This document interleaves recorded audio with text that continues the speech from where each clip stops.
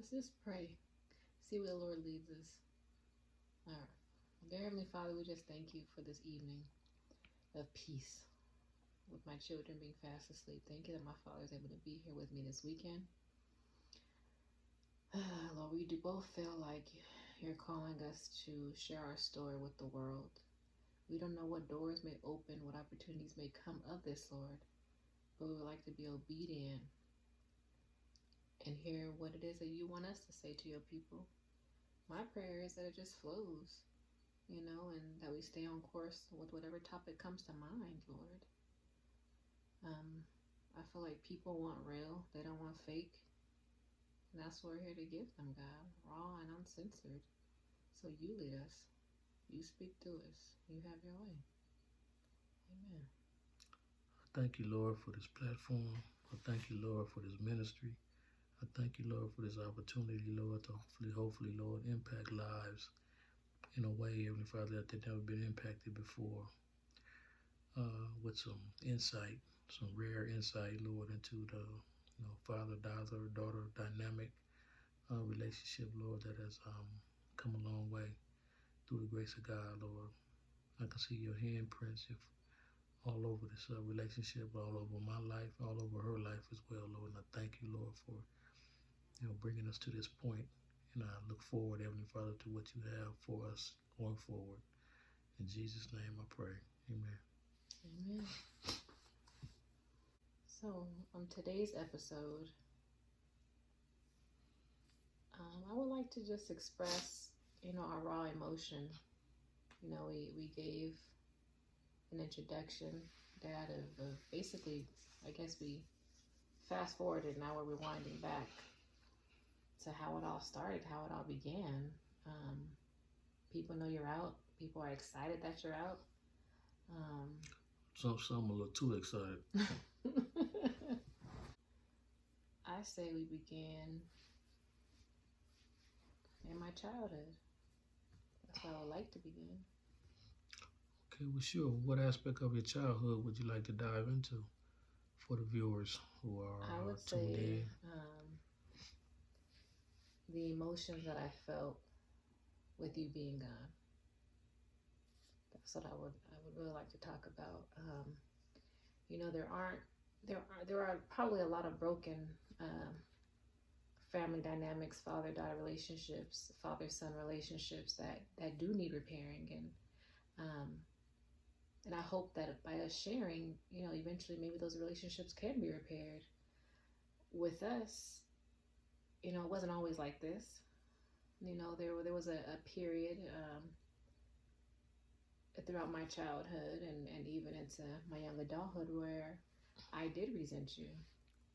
Yes, I went to go see you and everything, but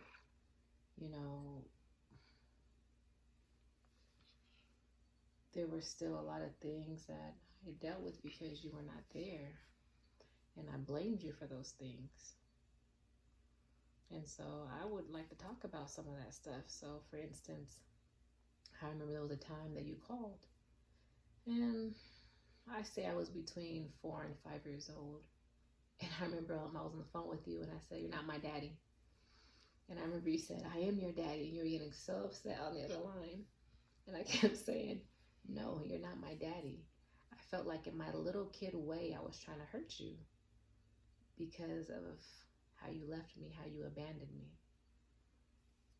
And I felt alone. I've done a lot of healing to get to where I am now. A lot of counseling sessions, a lot of therapy sessions to get to where I am. And it wasn't an easy journey, Dad. I always told myself, and I think I even told you this before on one of our visits, where I was crying, and I said, "Dad, I feel like, I'm out here physically free, but I'm mentally bound, and you're in there, physically bound, but you're mentally free. You were happy. I wasn't happy. I was suicidal." I was happy. You seemed like you were happy. You're writing all these books, your manuscripts, plays. I'm like, wow. I understand you had a lot of time on your hands, but that's how I saw it.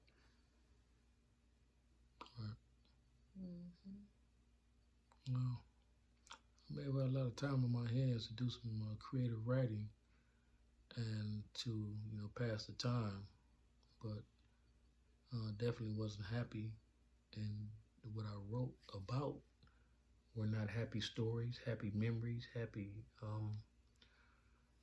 uh, you know dramatizations. Fiction and the nonfiction portion. But it was just an opportunity to open my mind up and you know give myself something to do that could potentially um, you know impact someone somewhere at some point.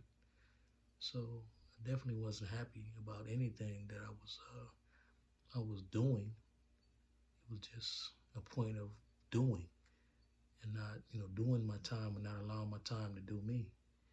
And that's something that a lot of men unfortunately do that are on the inside. They just go with the flow, opposed to trying to create um, a program within the program that the system has designed for you. So for me, it was just an outlet, an opportunity to just open my mind up and do something, tap into my creative side, and try to be productive.